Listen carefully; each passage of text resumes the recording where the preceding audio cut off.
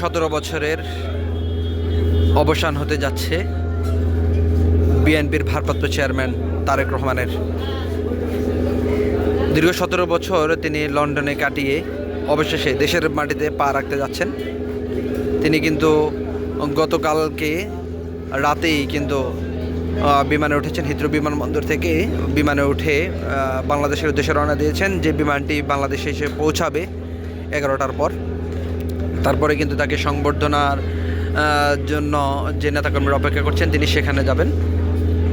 সেখান থেকেই মূলত সংবর্ধনা নিয়েই তিনি যাবেন তার মা জননেত্রী দেশনেত্রী বেগম খালেদা জিয়াকে দেখতে এবার কেয়ারে।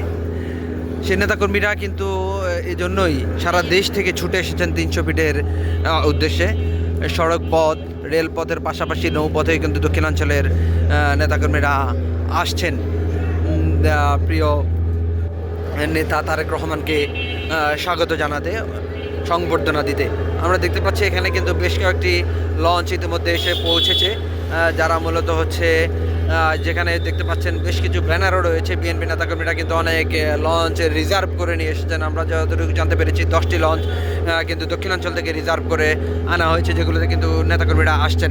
এর পাশাপাশি কিন্তু যাত্রীবাহী অন্যান্য লঞ্চেও কিন্তু তাদের নেতাকর্মীরা আসতে শুরু করেছেন। আমরা এখানে ভোর 5টা বাজে এসেছি। এসে যেমনটি দেখেছি যে চাঁদপুর থেকে যে লঞ্চগুলো আসছে সেগুলোতে করে লক্ষ্মীপুর, চাঁদপুর, নোয়াখালী কিংবা অন্যান্য আশপাশের জেলাগুলোর নেতাকর্মীরা কিন্তু এসেছেন।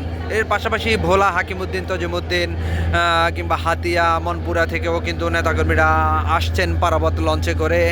পাশাপাশি আপনারা দেখতে পাচ্ছেন বরিশাল অঞ্চলের যেই লঞ্চগুলো সেগুলোতে করেই কিন্তু তাদের নেতাকর্মীরা আসতে শুরু করেছেন। তারা ইতিমধ্যে এসে পৌঁছেছেন। এখনও কিন্তু বেশ কিছু লঞ্চ আসা বাকি রয়েছে, যেগুলো কিন্তু এখন পর্যন্ত এসে পৌঁছায়নি।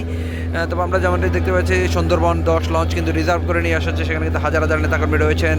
আপনাদেরকে যদি একটু ঝুম করে দেখাই যে লঞ্চটি রয়েছে, এখানে কিন্তু প্রচুর পরিমাণে নেতাকর্মী ইতিমধ্যে উপস্থিত রয়েছেন। তারা কিন্তু লঞ্চ থেকে এখন পর্যন্ত নামছেন না। তার কারণ হচ্ছে অন্য লঞ্চগুলো আসলে একসাথে তারা কিন্তু মিছিল নিয়ে এখান থেকে নেমে তারপরে কিন্তু তারা 300 ফিটের উদ্দেশ্যে রওনা দিবেন।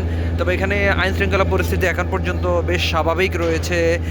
বারবার মাইকিং করে কিন্তু লঞ্চগুলোকে দ্রুত ঘাট ত্যাগ করার জন্য বলা হচ্ছে, যাত্রী নামিয়ে দিয়ে যেন লঞ্চগুলো দ্রুত ঘাট ত্যাগ করে, সেজন্য কিন্তু মাইকিং করা হচ্ছে। তার কারণ হচ্ছে অন্যান্য লঞ্চগুলো যেন সহজেই ভিড়তে পারে, কোনো ধরনের বিড়ম্বনা সৃষ্টি না হয়, সেজন্যই কিন্তু এমন মাইকিং করা হচ্ছে। আমরা দেখতে পেয়েছি সদরঘাটের প্রবেশের মুখে কিন্তু কোনো ধরনের গণপরিবহন প্রবেশ করতে দেওয়া হচ্ছে না, যাতে কোনো ধরনের যানজট সৃষ্টি না হয়, সেজন্য কিন্তু গণপরিবহন প্রবেশও নিষিদ্ধ করা হয়েছে। স্বেচ্ছাসেবকরা কাজ করছেন, গণপরিবহন প্রবেশ করতে বাধা দিচ্ছেন।